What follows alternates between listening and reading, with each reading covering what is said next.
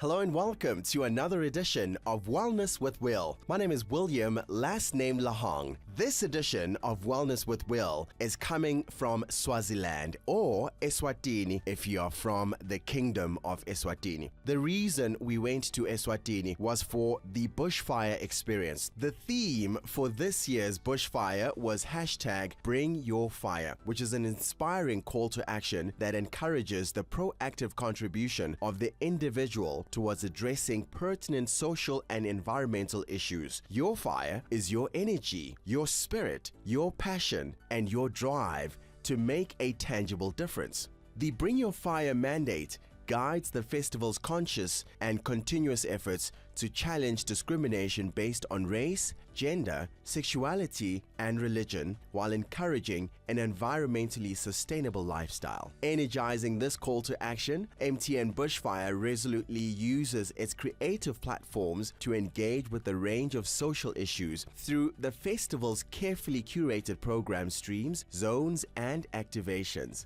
Bring Your Fire finds its strongest expression in the Bring Your Fire Zone, a festival space dedicated to creative advocacy where artists, activists, visionaries, volunteers, and socially attuned organizations come together, lending their voices, talents, skills, and resources to this inclusive vision. Let's talk about the big game parks. I mean, for someone who's watching this who's not in Swaziland and wants to come and check out, where would you send them first? So firstly, like you've already said, we are at Big Game Parks. We are one of the nature conservation companies in Eswatini, and we've been quite lucky with you guys coming to visit us. We have spent 2 nights actually in one of our 2 parks. We have done, since you've come through, Ntumlilwane Game Sanctuary, which is actually our first nature park that was confirmed as a nature park in Eswatini. That was over 60 years ago. So when you guys came through, we did a game drive, which is a round drive, which for most people, if they know about conservation, they are actually endangered species. So we managed to do that and also visit one of our accommodation facilities, which is Riley's Rock. For most people, just as a bit of information, Riley's Rock is the place where the conservationists of Eswatini used to live. So there's a bit of culture and history when it comes to that place. And then, as you can see today, we have visited our last, which is our baby of the park, which is Kamsholo Bushveld Safaris. We have already done a giraffe walk. We've had breakfast by the dam, and we've just had an informative activity with our guides. Yeah, the guides were very informative. The giraffe walk was amazing. Just by the way, for some reason the giraffes were happy to see us and then they didn't go hiding in the bush. Let's talk about the experience of just the game drive in the morning. It felt very peaceful. The animals are all present. It's almost like they knew we were coming. Did you guys give them something? Oh no, if it maybe was a zoo, maybe we could do something like that, but for us, our animals, they roam freely. So like I've already said, for us, we are a conservative organization, and for most people, we always try, there is a tagline that we use, that we said, for people to come and visit our parks, you need to come here to rejuvenate, reconnect, recenter yourself when you're coming here. So that's why when you're coming here, we have tried to limit people being with TV or whatever. It's a moment for you to reconnect and rejuvenate with yourself. So that's why even the way our parks have been laid out, it is a moment where in the morning you're waken out by the sound of the birds. You see the giraffes. Most of the time they actually come and visit your facilities. You're going to come across some ostriches. It's a moment to reconnect with yourself, with your mental health. So it's a beautiful spot for that. Absolutely lovely. For someone who wants to really come check things out here, are there special rates that they need to consider? What would you tell them? For anyone that wants to come and visit, because for us we tend to talk destination Eswatini, and then we're going to come through as Big Game Parks. For anyone that wants to visit us, they're welcome to come through the Kingdom of Eswatini. And for our SADC countries, if you have your passport, you're coming through, you're either using our borders or you're using our flights, which I believe you guys, some of them, you used it, Eswatini Air, or they can use the different borders that we have from South Africa and Mozambique. Come and visit Big Game Parks. We have our parks strategically laid out in the different entry points when they're coming through from South Africa.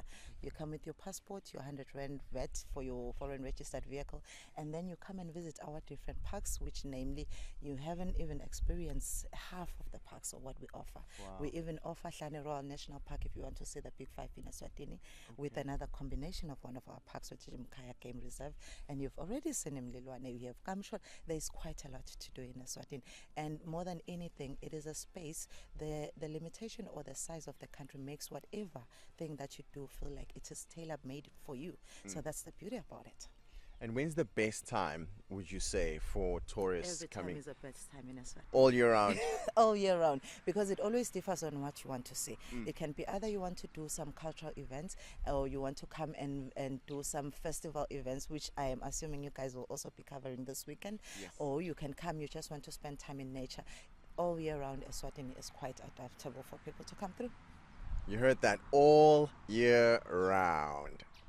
Talk to me about the inspiration for us who got to see you in person live, healing us.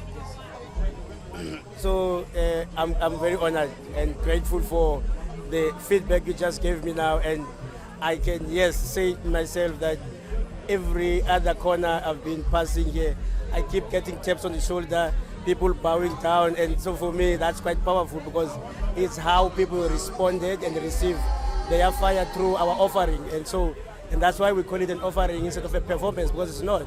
Because it's a real time and real actual experience of what it is that we are guided to offer, and which is what is that. So we came here really to inspire or to share our story, but so to assist people to find their own voice or their own fire themselves. And so we do that using these different gifts that we've been given. In this case, my tool and my offering is clay. And this is how I channel, I connect with then my ancestors, the spirit of them. And then at that time, when I get grounded, working with clay and touching clay, then I allow myself to be the vessel to communicate what it is that needs to be heard by those who are here and present and showed up for themselves. And so when you show up, then you receive and you experience. And then when you leave that place, then you leave with such a, like, wiser than you were before, because now what you have received, you would have prepared and meant to be there to hear and learn what you there for.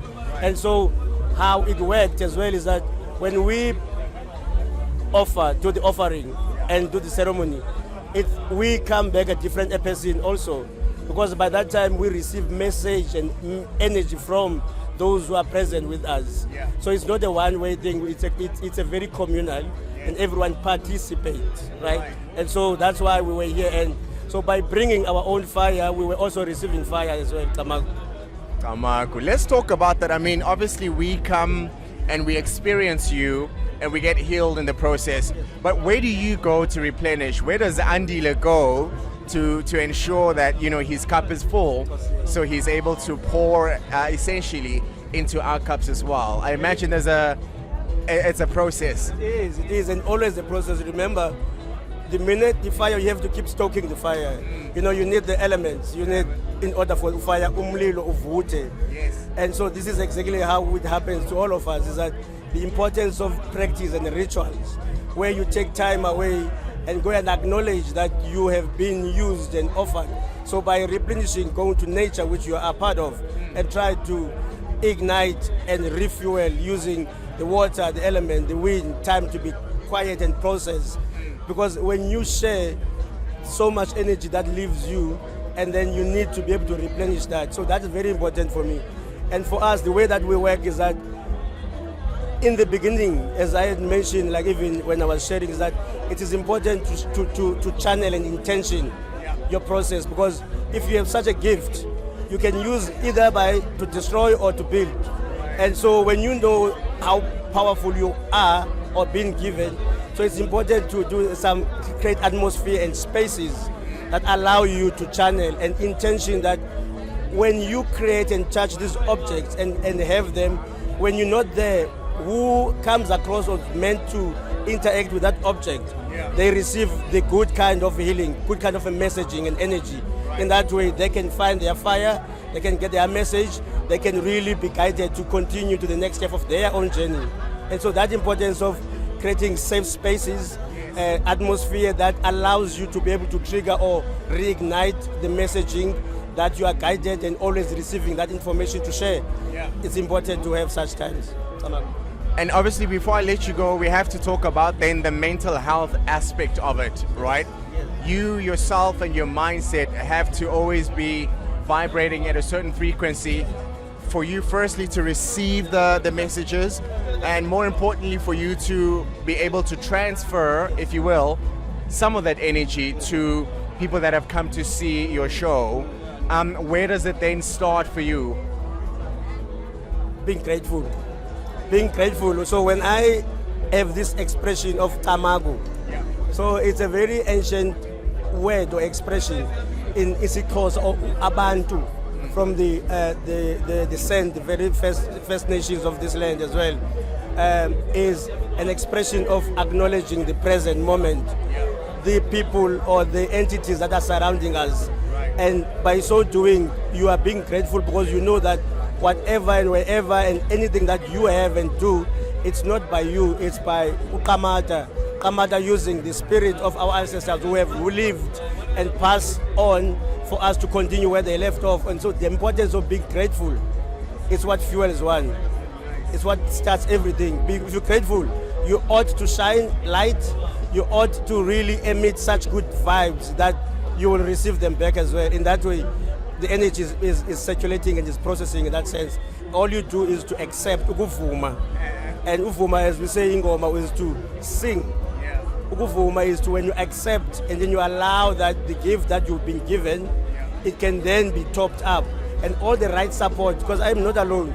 I am with great other spirit warriors who sings, who use different tools and modalities to help us to all fulfill what we have been guided to do. And in so doing, we're all going to use and together as a community, asazi ngabantu. So you're not alone. Umuntu ngumuntu ngabantu ngoba uthatha inxaxheba, meaning you are who you are because of others, but you participate. In so doing, you're not only receiving, but you're also contributing. And so this is who you are. All right, joining us now is Philippa.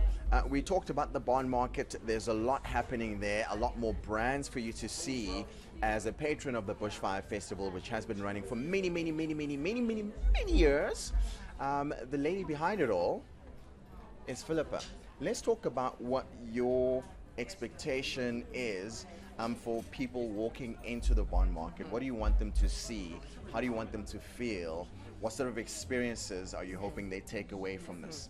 Okay, so, well, I'm hoping when they come into the barn market, their first reaction is like, wow. Okay. And I think there's an element of surprise there because I think people don't realize that everything there is made in Eswatini.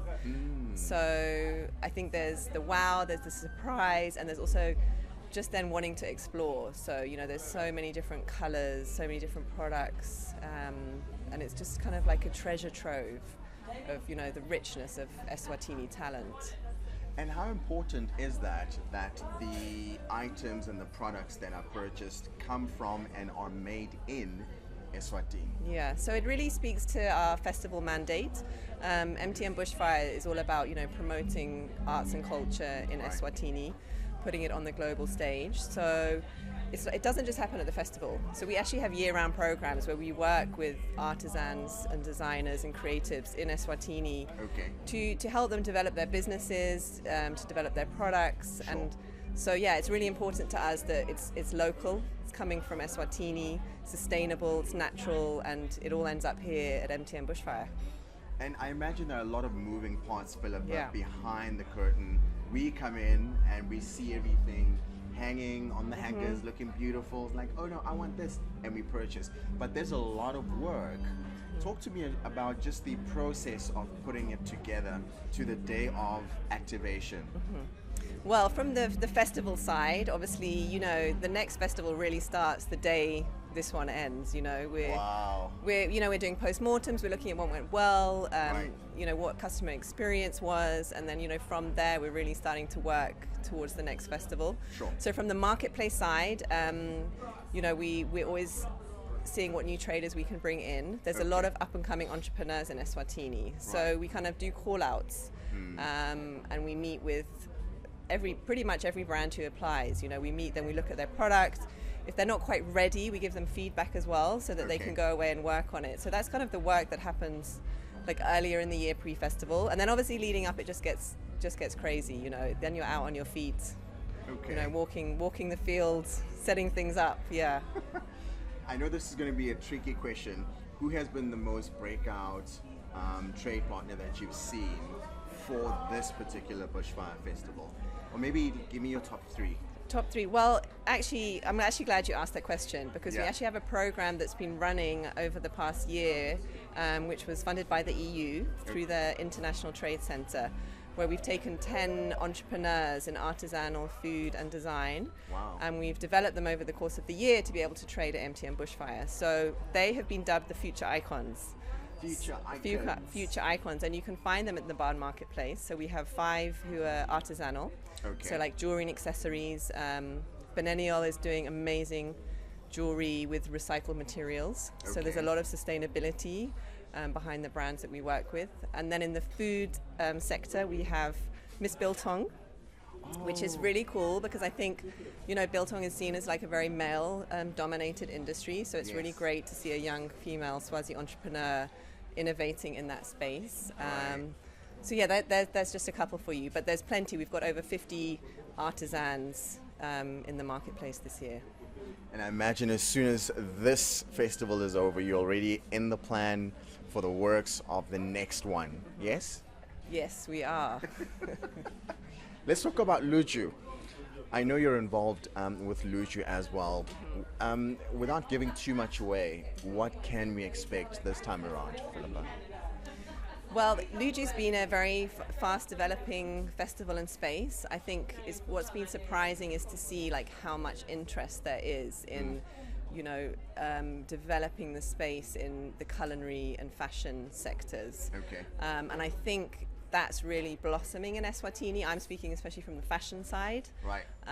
You know, since I've been working, I've just seen a lot more young designers breaking out, and I think what we're doing this year at Luju is looking at finding the talent in Eswatini, you know, the young talented designers. So I think that's what you've got to look forward to. And look forward to, we absolutely are. Final question from my side. I do a lot of work with creatives, and we talk about wellness. You walk in this Dallas space and you feel a sense of calm energy. You know, you feel well, almost like you want to just buy something and feel good about yourself. Talk to me about your mental health capacity to run an event of this magnitude. Where do you go to keep your cup full? You were saying, you know, you're running on fumes, and I completely understand and I can relate. But how do you keep yourself going? Yeah. Well, maybe I can start back because you did start with Dala coming in here, and I think, you know, something with the energy is that every brand we work with has a social or environmental story or cultural behind their brand. So everything we do has purpose. So I think, you know, coming back to purpose in myself, in my personal mental health. You know, I have to, if I feel aligned with my purpose, that really keeps me centered. And I really, that's what kind of motivates me and drive me, you know, working with young creatives and entrepreneurs. I find it super inspiring to, you know, like see their talent grow and blossom, and get the platform it deserves. And then, you know, just on a personal level, I think, yoga. I love yoga. I actually made it down to the Camp Cafe gym yesterday at 7:30 in the morning. Well done. And I did a bit of kickboxing. So that's on the other side. You've got yoga for the chill and then kickboxing for like getting it all out. I'm definitely going kickboxing with you next time I'm around. I'd love to try that. Thank you so much. Yeah, thank you so much. All right, we continue our look at fashion and all things couture that you will find if you make your way to the Bushfire Fest. Joining us now is Bronwyn, who is the marketing manager for Dallas Spaces. They house some of the leading fashionistas in Swaziland, in South Africa, in Africa. Bronwyn, just talk to me firstly about the traffic of people that have come into all of your Dallas Spaces. What have you seen? We've seen like a massive variety of people from different countries, Yeah. which has been really exciting. It's always encouraging for them to complement the products that we sell, which is Eswatini made and grown, which we're always really proud to encourage and happy to sell. And is that the, call it the deal maker for every one of the brands that you represent? There needs to be a fashion story that speaks to the brands, obviously wanting to collaborate with you as Dallas Spaces. Yeah, so we host over 50 brands in Dallas Spaces, and a lot of them are all small brands in which we encourage people to have collections Okay. and a vision, and we provide them a space where they can sell and grow and take encouragement, and also a platform where they can be shown to other countries. Beautiful. Dala in my hood and the people that I know in South Africa, when we talk about Dala, it's like, yeah, Dala, what you must. There was a rapper, aka, I don't know if you know about him. He used that line very profusely in his music. But what does it mean for you guys? I imagine there's a story behind that. Yeah. So Dala, I guess you can drive at the slang from that, like Yes. Dala what you must. Sure. It's also a play on Malandelas, which we've, the historical value of that word has lasted for 3 generations now. And it's also the collaboration in itself, which encouraging, us working with 50 other people. Yeah. And seeing what magic we can kind of come up with and produce in our products. I love that. Speaking of products and things that you're going to produce, I know there's Luju coming up. Yes. I imagine there's some excitement. What can we look forward to if you are privy to some of the information that you can share with us? Luju is one of our biggest events for especially Dallas Spaces, because I would like to say we're the forefront of the upcoming fashion designers in Eswatini. Yeah. And so we provide them a platform to showcase their biggest and grandest collections that they've been working on all year. Right. As for what's to come, you'll have to come to the show to see. But what I can tell you is that some of the fashion designers are hosted in Dala, Okay. and there's also going to be more that we don't often see and some newcomers as well, the young and upcoming. All right, let's wrap it up and talk just the artists that have been performing on the main stage. Who have you draped with some of the Dallas Spaces items? Of course, Boloja.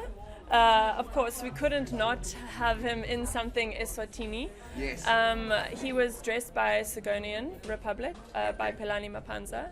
And then we also dressed our MC, Piwo Dlamini, in a variety of brands, from Rough Cut to Alva to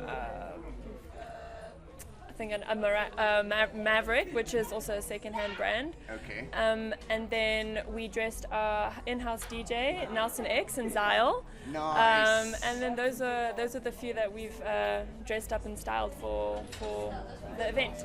Bronwyn, thank you so much for talking to us. For anyone who's looking to be a part of Dallas Spaces, is there a way they can contact you? How does it actually work for a fashion label that's seeing this and is thinking, actually, I'd love to be a part of this? How does it work? So we're very open to bringing new brands into our store. You just have to email dallasspaces at gmail.com or come into the store. We'll set up a meeting with you. We'll look at your vision, not just for fashion, but for lifestyle, beauty, and jewelry and accessories.